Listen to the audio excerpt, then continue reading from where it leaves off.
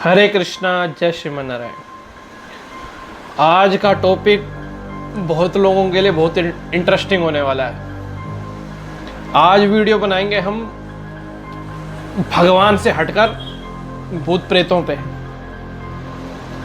तो बड़ी जिज्ञासा होती है लोगों की, हॉरर मूवीज देखते हैं, वेले बैठे कहीं पे भी हम गांव नुक्कड़ में चले जाते हैं तो लोग भूत प्रेतों की कहानियां सुना रहे होते हैं, दूसरे को बातें कर रहे होते हैं।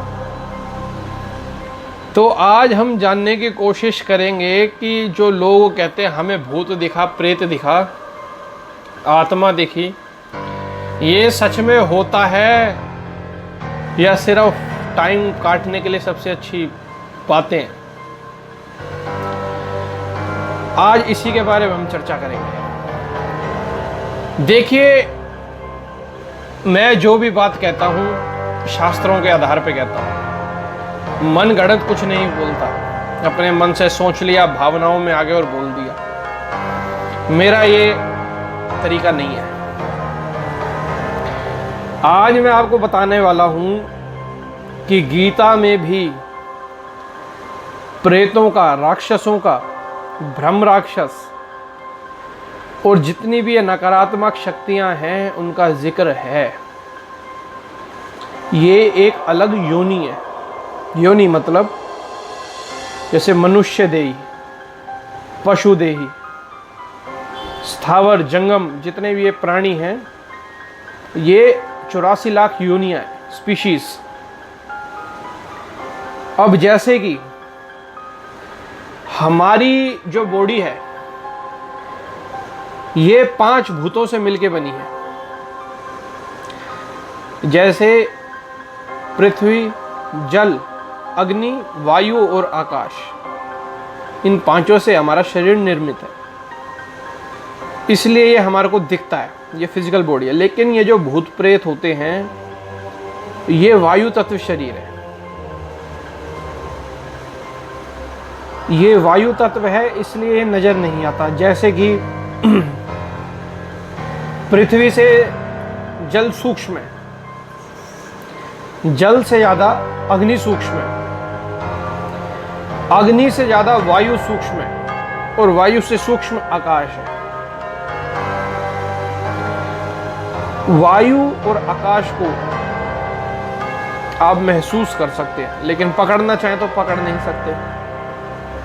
अग्नि आपको सामने दिखती है लेकिन पकड़ में नहीं आती। जल दिखता भी और पकड़ में भी आता है। और पृथ्वी इनमें सबसे ज्यादा प्रत्यक्ष है, यानी हमारा जमीन। ऐसे ही स्थूल शरीर से ज्यादा हमारा जो सूक्ष्म शरीर है, यानी मन, इस मटेरियलिस्टिक बॉडी से ज्यादा हमारा सूक्ष्म शरीर इसलिए ही बोला जाता है क्योंकि वो सूक्ष्म है और आंखों से दिखता नहीं। तो ये जो भूत और प्रेत हैं ये वायु तत्व होने के साथ एनर्जी फॉर्म में है। जैसे एनर्जी आपके मन में रहती है,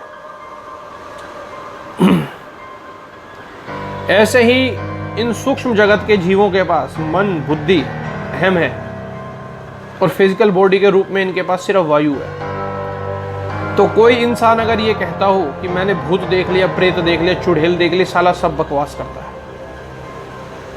आंखों से ये चीज कभी नजर ही नहीं आएगी, कभी भी नजर नहीं आएगी। अगर कुछ समझ में आएगा तो इसका इफेक्ट समझ आएगा। नेगेटिव एनर्जी आपको महसूस होगी। कई बार होता है कि हम ऊंच नीच जगह पे होते हैं, एकदम से हमारे को कोई ऐसी एनर्जी फील होती है कि हमारी नाभि के नीचे का हिस्सा सुन्न हो जाता है। भूत प्रेत या किसी भी नेगेटिव एनर्जी के आपके संपर्क में आने से आपकी दिल की धड़कन और नाभि के नीचे का हिस्सा सुन्न हो जाता है। सांस अपने आप तेज हो जाती है बिना कुछ करे। और मैं आपको बताता हूं, जिस भी इंसान पे नेगेटिव चीजों का इफेक्ट होगा उसको सपने में दिखेगा, क्योंकि सपने में आप अपनी सूक्ष्म अवस्था में होते हैं।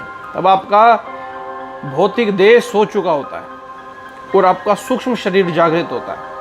जैसा कि आपने देखा होगा, कई बार मैं अपनी वीडियोस में जिक्र करता हूँ सोते वक्त जब हमारे को सपना आता है कि हम खाई में नीचे गिर रहे हैं, तो आपकी हार्ट बीट तेज हो जाती है, आपको ऐसा लगता है सही में मैं गिर रहा हूँ।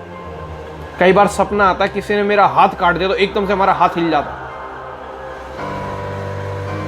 ये चीज हमारे फिर सूक्ष्म अटैक करके हमारे बॉडी है इसको डिस्टर्ब करने लगती है, और जब हमारे साथ ये क्रिया तेज होती चली जाती है, जब इसका इफेक्ट बढ़ता चला जाता है, तो इंसान का शरीर फिर पागलों वाली हरकत करने लगता है।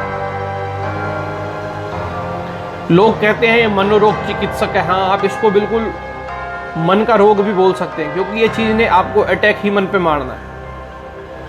ये आपके मन को ही विचलित करती हैं, ये नहीं कि सामने आके आपका गला काट जाएगी। आपकी कंडीशंस ऐसी बना देगी कि आप अपना गला खुद काटेंगे, आप ट्रेन के आगे खुद आएंगे, जो नहीं करना चाहिए आपको वो करने पे ये बाध्य कर देंगे। ये होता है भूत प्रेत, सामने कुछ नहीं देखता। इसलिए कहते हैं कि जो इंसान पूजा पाठ करता है, जिसका मन बहुत पावरफुल है, जिसका सूक्ष्म शरीर पावरफुल है, जिसकी आत्मा पावरफुल है, जिसकी सोल को ज्ञान है, समझता है इस चीज को अच्छे से, उस पे ये चीजें अफेक्ट नहीं करती, क्योंकि उसका जो एनर्जिक फील्ड है, ओरा जिसको हम बोलते हैं, उस इंसान का ओरा विस्तारित होता है। अब एक तरीके से और समझेंगे इसको, सेम यही चीज आप एस्ट्रोलॉजी से समझ सकते हैं। एस्ट्रोलॉजी से ऐसे समझ सकते हैं, अक्सर जिन लोगों का मैंने सन और मून वीक पाया है, आपकी सन की कंजक्शन या कोई एस्पेक्ट राहु का सन पे पड़ रहा हो और केतु पे चंद्रमा का इफेक्ट पड़ रहा हो, सॉरी चंद्रमा का केतु पे इफेक्ट पड़ रहा हो, या शनि के साथ इनका संबंध हो और शनि नीच का हो, तो भी ये चीजें इंसान को रियलाइज होने लगती हैं। या 12th हाउस के लॉर्ड का आपका इफेक्ट आपके चंद्रमा सूर्य के साथ हो जाए। खैर, जो लोग एस्ट्रोलॉजी जानते होंगे वो तो इस चीज को समझ पा रहे होंगे जो मैं कह रहा हूं अभी इस समय, लेकिन जो आप लोग नहीं जानते हैं उनको मैंने पहले ही बता दिया कि ये चीजें आपको इफेक्ट कैसे कर सकती हैं। तो आज के लिए केवल इतना ही।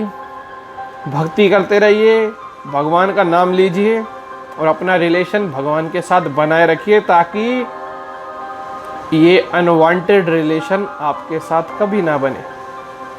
हरे कृष्णा, जय श्रीमन नारायण।